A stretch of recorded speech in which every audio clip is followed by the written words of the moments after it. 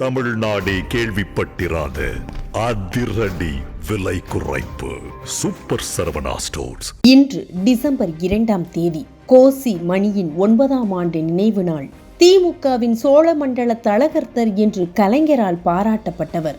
Kaveri delta மாவட்டங்களின் திமுக அடையாளமாக திகழ்ந்தவர். முன்னாள் அமைச்சர், முன்னாள் தஞ்சை மாவட்ட செயலாளர், டெல்டா மண்டல பொறுப்பாளர் என்று திமுகவில் பதவி வகித்தவர் கோசி மணி. அவரின் நினைவு நாள் தான் இன்று. அவர் மறைந்து 9 ஆண்டுகள் ஆன பின்பும் திமுகவில் அவரது தடமும் அவரது முத்திரையும் இன்றும் அப்படியே உள்ளது. அண்மையில் திமுகவின் வேலூர் மாவட்ட பொறுப்பாளராக கதிரானந்த் நியமிக்கப்பட்டதில் கூட கோசி மணியின் பங்கு இருக்கிறது என்று சொன்னால் உங்களால் நம்ப முடிகிறதா? நம்பத்தான் வேண்டும். அதற்கான காரணங்களும் இருக்கிறது. கடந்த நவம்பர் 4ஆம் தேதி திமுகவின் துணை பொதுச் செயலாளர் நியமனம் பற்றியும் புதிய மாவட்ட பொறுப்பாளர்கள் நியமனம் பற்றியுமான அறிவிப்பு கட்சியின் தலைவரும் முதலமைச்சருமான ஸ்டாலினால் வெளியிடப்பட்டது. இதன்படி திமுகவின் துணை பொதுச் செயலாளராக அமைச்சர் மு.பெ. சாமிநாதன் புதிதாக நியமிக்கப்பட்டார். சில மாதங்களுக்கு முன்பு சர்ச்சை பேச்சு விவகாரத்தில் பதவி பறிக்கப்பட்ட பொன்முடியும் மீண்டும் துணை பொதுச் செயலாளராக நியமிக்கப்பட்டார். இந்த அறிவிப்போடு வேலூர் மாவட்ட திமுகவை 2ஆக பிரித்து காட்பாடி, கேவி குப்பம் ஆகிய 2 சட்டமன்ற தொகுதிகளை உள்ளடக்கிய வேலூர் வடக்கு மாவட்ட பொறுப்பாளராக திமுக பொதுச் செயலாளர் துரைமுருகனின் மகன் கதிரானந்த் எம்பியும் நியமிக்கப்பட்டார். இதெல்லாம் சுமார் 1 மாத கால சமாச்சாரங்கள் என்று நினைக்கலாம். ஆனால் கதிரானந்த் மாவட்ட பொறுப்பாளராக நியமிக்கப்பட்டதற்கு வாழ்த்து தெரிவிக்க ஏராளமானோர் வந்தார்கள். அவர்களிடமெல்லாம் துரைமுருகன் கூறியது ஒரே ஒரு வார்த்தைதான், இதற்கெல்லாம் அந்த கோசி மணிக்குத்தான் நன்றி சொல்லணும் என்று உருக்கமாக கூறியிருக்கிறார் பொதுச் செயலாளர் துரைமுருகன். மாவட்ட செயலாளராக கதிரானந்த் நியமிக்கப்பட்டதற்கும் 9 ஆண்டுகளுக்கு முன்பு மறைந்த கோசி மணிக்கும் என்ன தொடர்பு இருக்கிறது? இந்த பொறுப்புகள் கொடுக்கப்படுவதற்கு முன்பு அறிவாலயத்தில் நடந்ததை அசை போட்டால்தான் இதற்கான விடை கிடைக்கும். என்ன நடந்தது அறிவாலயத்தில்? ஸ்டாலின் சொன்னது என்ன? இதை நாம் விசாரித்த போது பல சூடான சுவாரஸ்யமான தகவல்கள் நமக்கு கிடைத்தது. நவம்பர் 4ஆம் தேதி இந்த நியமன அறிவிப்புகளை வெளியிடுவதற்கு ஒரு சில நாட்கள் முன்பாக அறிவாலயத்தில் அமைச்சர் துரைமுருகன், துணை பொதுச் செயலாளர் கனிமொழி உள்ளிட்ட முக்கிய நிர்வாகிகளிடம் ஆலோசனை நடத்தி இருக்கிறார் முதலமைச்சர் ஸ்டாலின். அப்போது சீனியரான பொன்முடி கட்சி பதவி இல்லாமல் மிகவும் வருத்தப்படுகிறார். அதனால் அவர் மறுபடியும் துணை பொதுச் செயலாளராக நியமிக்கலாம். கொங்கு பகுதியைச் சேர்ந்த கவுண்டர் சமுதாயத்தினருக்கு துணை பொதுச் செயலாளர் பதவி அளிக்கலாம் என்ற அடிப்படையில் அமைச்சரான மு.பெ. சாமிநாதனை அந்த இடத்துக்கு கொண்டு வரலாம். சாமிநாதன் தற்போது திருப்பூர் கிழக்கு மாவட்ட பொறுப்பாளராக இருக்கிறதுனால அந்த இடத்துக்கு தெற்கு மாவட்டம் பத்மநாபனை நியமிக்கலாம் என ஸ்டாலின் வரிசையாக கூறிக்கொண்டே வந்திருக்கிறார். அப்போது குறுக்கிட்ட துரைமுருகன், சரியான முடிவுதான் தம்பி, அப்படியே வேலூர்ல என்னுடைய மகனையும் மாவட்ட பொறுப்பாளராக ஆக்கிடுங்களேன், ரொம்ப நாளாவே நான் கேட்டுக்கிட்டு இருக்கேன் என்று ஒரு கோரிக்கையை முன்வைத்திருக்கிறார். ஏற்கனவே பலமுறை துரைமுருகன் முயற்சித்தும் ஸ்டாலின் அதற்கு சம்மதிக்காமல் இருந்திருக்கிறார். ஆனால் தற்போது சீரியஸாக பேசிக் கொண்டிருக்கும் போது இடையே குறுக்கிட்டு துரைமுருகன் இந்த கோரிக்கையை வைத்தவுடன் ஸ்டாலினுடைய முகம் மாறியிருக்கிறது. உடனே துரைமுருகன், எல்லாருக்கும் என்னென்னமோ பண்றீங்க, அதை பத்தி எல்லாம் நான் எதுவும் கேட்கல தம்பி, என் பையனுக்கு மாவட்ட செயலாளர் பதவி மட்டும் கொடுங்க, கோசி மணி குடும்பம் மாதிரி என் குடும்பமும் ஆகிடணுமா என்று சட்டென ஒரு வார்த்தையை விட்டிருக்கிறார் துரைமுருகன். சுருக்கென கோபம் வந்துவிட்டதா முதலமைச்சர் ஸ்டாலினுக்கு. தன்னுடைய இருக்கையில் இருந்து எழுந்து அரைவாசலை நோக்கி வேகமாக சென்றிருக்கிறார். கனிமொழிதான் அதற்கு பிறகு ஸ்டாலினை சமாதானப்படுத்தி அழைத்து வந்து அமர வைத்திருக்கிறார். ஆனால் துரைமுருகன் கேட்ட அந்த ஒரு வார்த்தையால் கதிரானந்துக்கு ஜாக்பாட் அடித்திருக்கிறது. அதன் பிறகு கோபத்தோடு அந்த பதவியை வழங்க சம்மதித்திருக்கிறார் முதலமைச்சர். கதிரானந்தும் மாவட்ட செயலாளராகி இருக்கிறார்.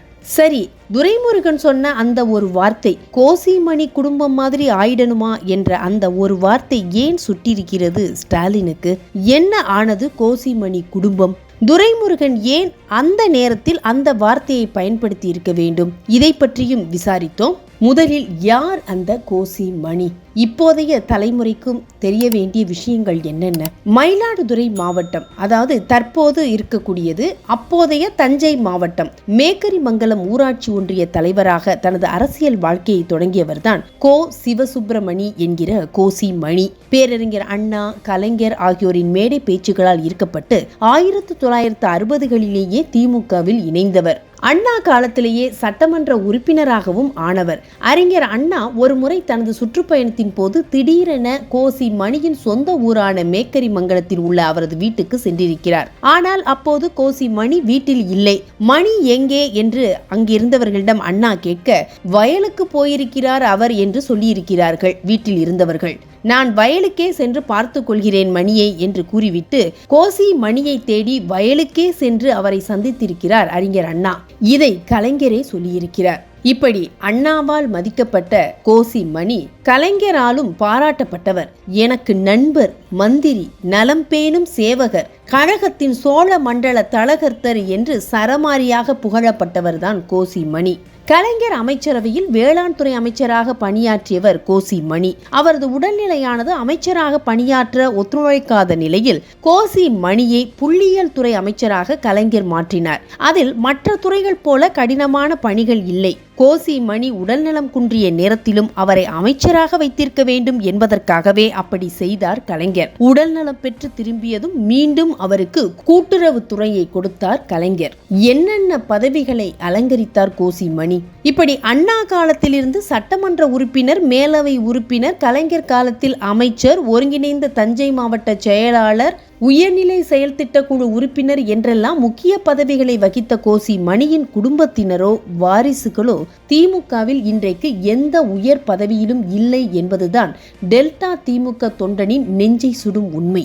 கலைஞருக்கு எவ்வளவு தூரம் பக்கபலமாக கோசி மணி இருந்தார் என்பதற்கு ஒரு சம்பவமே சான்று. 1993 திமுகவிலிருந்து வைகோ வெளியேறிய நிலையில் உதயசூரியன் சின்னத்துக்கும் அறிவாலயத்துக்கும் உரிமை கொண்டாடினார். அப்போது திமுக பொதுக்குழு கூட்டத்தை நடத்தி தன் பக்கமே பெரும்பான்மை இருக்கிறது என்பதை நிரூபிக்க வேண்டிய கட்டாயம் கலைஞருக்கு ஏற்பட்டது. பொதுக்குழுவை நடத்தும் பொறுப்பை அப்போது கோசி மணியிடம் ஒப்படைத்தார் கலைஞர். தஞ்சாவூரில் பொதுக்குழு கூட்டத்தை கூட்டிய கோசி மணி மொத்தமுள்ள 1112 பொதுக்குழு உறுப்பினர்களில் 903 பேர் கலந்து கொண்டனர். மிகவும் பாதுகாப்பாக அந்த பொதுக்குழு கூட்டத்தை நடத்திய கோசி மணி 903 பேரிடமும் நாங்கள் கலைஞர் பக்கம்தான் இருக்கிறோம் என்று பிரமாண பத்திரத்தில் கையெழுத்து வாங்கி அதை வீடியோவும் எடுக்க ஏற்பாடு செய்தார். ஒவ்வொரு மாவட்ட பொதுக்குழு உறுப்பினர்களும் தனித்தனியாக கலைஞருடன் போட்டோ எடுத்து இந்த ஆதாரங்களை தேர்தல் ஆணையத்தில் சமர்ப்பித்தார் கலைஞர். இறுதியில் கலைஞருக்கே வெற்றி கிடைத்தது. மிக சிக்கலான அந்த நேரத்தில் கலைஞருக்கு உறுதுணையாய் திமுக மீட்பு போரில் முன்னின்று செயல்பட்டவர்தான் இந்த கோசி மணி. சரி, தற்போது துரைமுருகன் அவர்கள் சொன்னபடி கோசி மணியின் குடும்பம் நிலைதான் வரவேணுமா என்று கூறியதற்கான காரணத்தை பார்ப்போம். திமுகவுக்காக தன் வாழ்நாள் எல்லாம் உழைத்த கோசி மணியின் குடும்பத்திலிருந்து யாரும் இப்போது திமுகவில் உயர் பதவிகளில் இல்லை. MP, MLA ஆகவும் கூட இல்லை. கோசி மனைவிக்கு 2 மனைவிகள். முதல் மனைவி சாவித்திரி, அவருக்கு புஷ்பா, இந்திராணி ஆகிய மகள்களும் மதியழகன் என்ற மகனும் பிறந்தனர். இரண்டாவது மனைவி கிருஷ்ணவேணிக்கு இளங்கோவன், புகழேந்தி, அன்பழகன் ஆகிய மகன்களும் தமிழரசி, மணிமேகலை என்கிற கீதாவும் பிறந்தனர். தன் மகள்களை பறிகொடுத்த கோசி மணி. கோசி மணி விருதுநகர் மாநாட்டில் இருந்தபோது மகள் தமிழரசி இறந்த தகவல் அவருக்கு கிடைத்தது. ஆனாலும் மாநாட்டை முடித்துவிட்டுத்தான் மகளின் இறப்புக்கு சென்றார். இன்னொரு மகள் புஷ்பா ராயப்பேட்டையில் மிக குறுகலான சந்து பகுதியில் உள்ள வீட்டில் இறந்தார். அப்போது தகவல் அறிந்த கலைஞர் வீல் சேருடன் கஷ்டப்பட்டு அந்த சந்துக்குள் சென்று அஞ்சலி செலுத்தினார். இத்தனை தியாகங்கள் செய்த போதும் கோசி மணியின் குடும்பத்துக்கு திமுகவில் உரிய முக்கியத்துவம் அளிக்கப்படவில்லை. கோசி மணியின் மகன் இளங்கோவன் இப்போது ஆடுதுறை பேரூர் செயலாளராக இருக்கிறார். மற்ற மகன்கள் அரசியல் பக்கமே இல்லாமல் சென்னையில் இருக்கிறார்கள். மறைந்த கோசி மதியழகனின் மகனும் கோசி மணியின் பேரனுமான டாக்டர் கோசி மதி திருமா தற்போது மயிலாடுதுறை மாவட்ட இளைஞரணி துணை அமைப்பாளராக இருக்கிறார். கோசி மணியின் குடும்பத்துக்கு இப்போது திமுகவில் இதுதான் நிலைமை. கோசிமணிக்கு பின்னால் அவரது வாரிசுகள் கட்சியால் எப்படி கவனிக்காமல் விடப்பட்டார்களோ அதே போல தன் காலத்துக்கு பிறகு தன்னுடைய வாரிசான கதிரானந்து கைவிடப்படக்கூடாது என்ற அர்த்தத்தில் தான் கோசிமணி குடும்பம் மாதிரி என் குடும்பம் ஆயிடக்கூடாது என்று ஸ்டாலினிடமே நேருக்கு நேராக கூறியிருக்கிறார் துரைமுருகன். அந்த ஒரு வார்த்தை மூலமாகவே கதிரானந்துக்கு பதவியும் வழங்கியிருக்கிறார் ஸ்டாலின். இந்த விரக்தியான பின்னணியில்தான் கதிரானந்துக்கு மாவட்ட பொறுப்பாளர் பதவி வாங்கி கொடுத்ததே கோசிமணிதான் என்று துரைமுருகன் தனக்கே உரிய பாணியில் சொல்லி வருகிறார். திமுகவில் இப்படியும் நினைக்கப்படுகிறார் கோசிமணி. தமிழ்நாடே கேள்விப்பட்டிராத அதிரடி விலை குறைப்பு சூப்பர் சரவணா ஸ்டோர்ஸ். மின்னம்பலம்.com தமிழின் முதல் மொபைல் பத்திரிகை.